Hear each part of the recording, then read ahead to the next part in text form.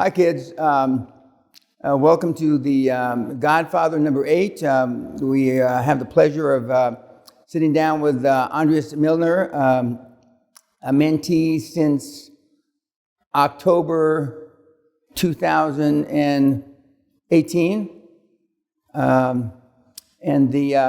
He's here to spend some time, not just for this interview, but with the seminar number 10, Corona Era number 10, which starts tonight. He's going to give him some words of wisdom tonight and again tomorrow morning. I was going back and checking that last night I had dinner with Andreas, and once before we had dinner at a board meeting. But last night, now, tonight, and tomorrow will be the most time I've ever spent with you. True. I didn't spend any other time that I can recall.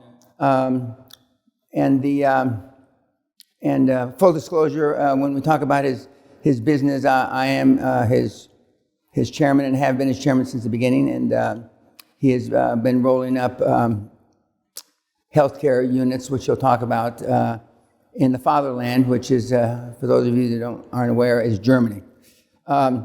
These interviews with the individuals have been helpful, not so much for me, but for the kids that watch them. We've interviewed Thomas McGuire, we've interviewed Bill Murphy, and I believe that's it so far. Next month, and of course Andreas today, next month Marcus Bauer is coming to the seminar with his wife, and we'll be interviewing him.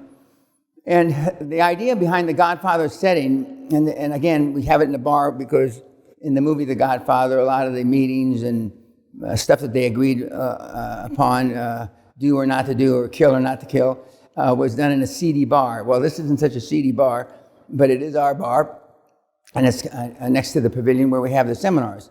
And as you know, we're fortunate enough to have the pavilion. Otherwise, we wouldn't have been able to do seminars in the Corona era. Although this would have been the first seminar we could have given in the old environment, because most of the constraints have been lifted.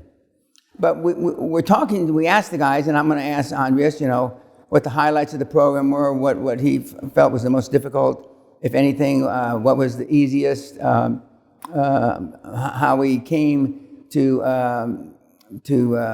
put the board that he has together, which we've got a first-class board. I'm, vis-a-vis healthcare, other than I've been involved in 2 of the biggest healthcare deals in history, I'm probably the weak link on the healthcare, because I don't know the nuances behind the healthcare, especially in Germany, and how he's found it so far. We will also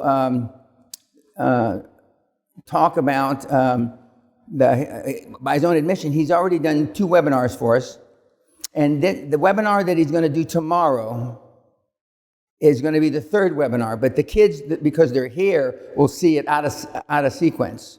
So they're going to see number 3 first, then number 1 and number 2, because he is here. So he will have had a full gamut from the beginning, just shortly after he started the program, and how he had some difficulty and he was slower.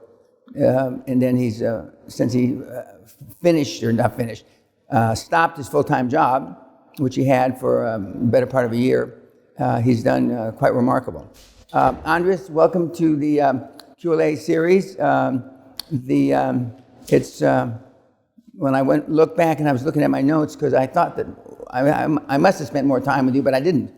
And the point I'm making is, a lot of people think that when I'm the chairman, it's easier. Now, he'll answer that question himself. What is easier, I believe, possibly, is the name recognition, but not so much in Germany. My name isn't so popular, I believe, in Germany. But and how he's now built a machine, so to speak, and we've got 14 deals. Yes. 14 deals completed, which is pretty remarkable. 14 deals, and about 13 of them are in Corona. Yes, exactly. And a lot of the kids think that, the end-all, be-all, I'm going to read this tonight.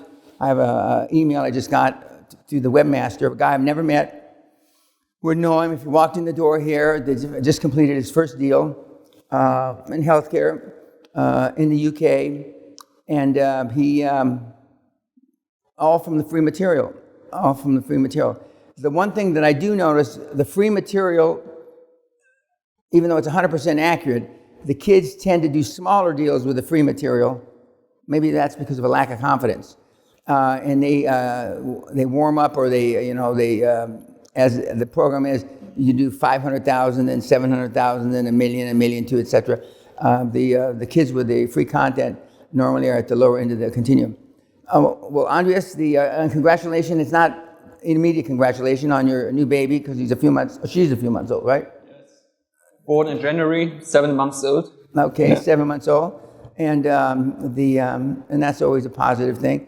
It's not so much a positive vis-a-vis your scheduling and having to get up in the middle of the night, etc. I never did any of that, but I'd appreciate if you could talk a little bit about the process. Now you've done 14 deals, so you're certainly knowledgeable, but tell us a little about how QLA and the format and the model work for you.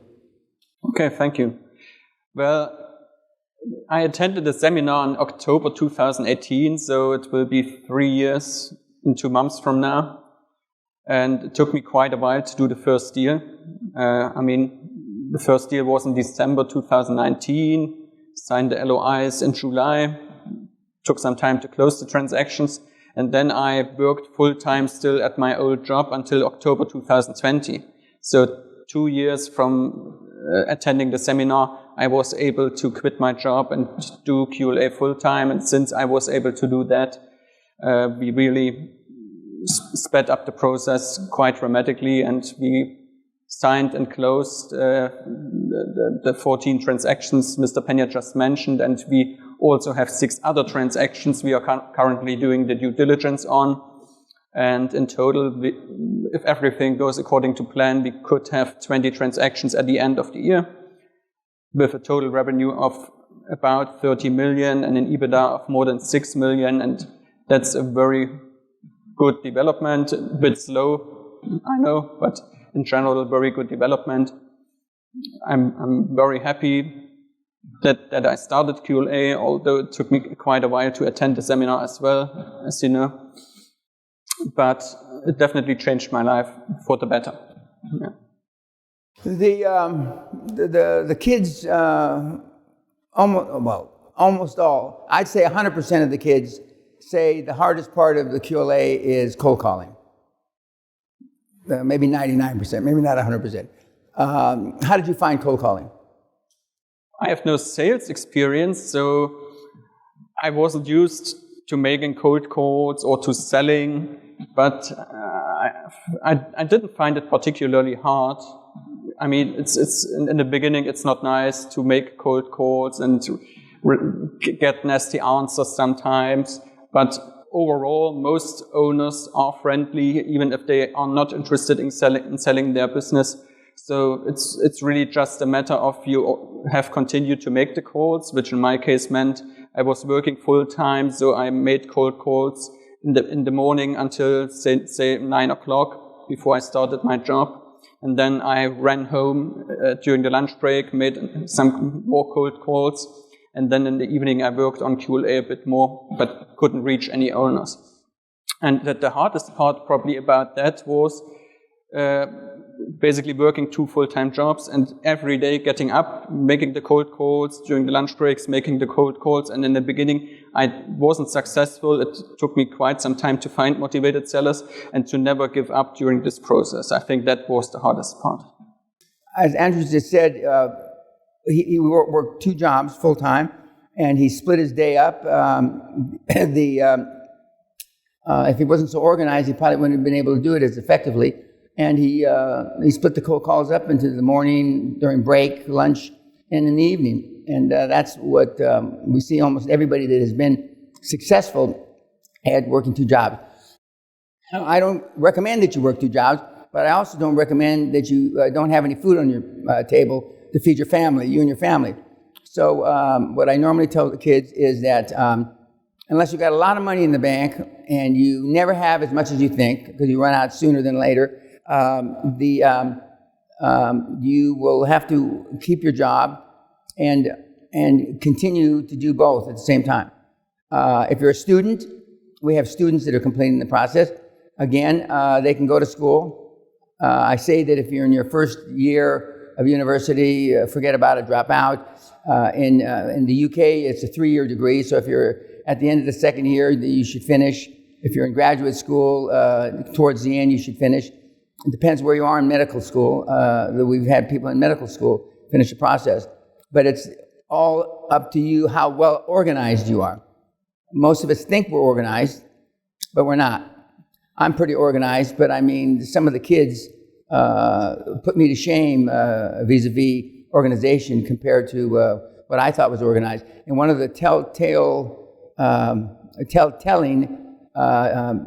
instruments that you get when you come to the seminar, and I know it's online someplace on the torrent or Reddit or someplace, is the scheduling document we use to keep track of the time from the time you wake up in the morning to the time you go to bed at night. And you'll see quickly within the first 2 or 3 days whether you're organized or not, because it makes you be accountable to yourself and what you're doing or what you're not doing. And and most of the kids, they're piss poor at keeping themselves accountable. That's just life. And again, it's because they haven't been held accountable in school, by their parents, by their co-workers or whatever. And what really is even more telltale is when people have their own business and they're going through QLA and they realize when they're trying to keep themselves accountable, they see how little accountability their employees have, if none. Normally it's close to 0. How many employees do you have now? 400. Fuck, 400. Yes, 400, yeah, that's a lot of shit to keep track of. And how active are your board members? Quite active. I mean, it varies from which topic is currently on the table. For example, the lawyer will be more active when we do transactions and the contract has to be reviewed. Or our industry experts, one is more active because he's also taking care of the IT matters. But in general, our board is very active. Yeah. And we haven't made any changes? No. I mean, before we set up the company, I had a different CFO. Yeah. And just before the first board meeting, he left, so I had to find a new one. But apart from that, no, we didn't have any changes. Well, that's good. I've said most of the kids, although he's still a kid to me, but you're 36 now? Yes. 36, but even the younger kids make mistakes in their choice of board members. And that's because they've never made any choices before. And, if you're 18, 19, 20, what have you really chosen in your lifetime? Probably not much. So, and so that's where we see a lot of the kids making mistakes, where they pick the wrong board. And I know we've had one acquisition that we made and then we got rid of. Yes. And that was what number? Number 6 or so. Yeah. I didn't count it with the 14. That No. Yeah, but it's, I'm surprised he didn't tell you beforehand. He doesn't want to mislead you that he made more than he did. Yeah. But that's unusual that he's only had one acquisition. I'd like to take credit for that, but I don't. I don't take credit for anything. I'm a hands-off macro 60,000-foot chairman, and so far because of Corona, we've only had one in-person board meeting, but we gave him a latitude that he could spend up to, I believe it was 10 million euros. 5 million. Okay, 5 million euros. So he didn't have to come back to the board over and over again.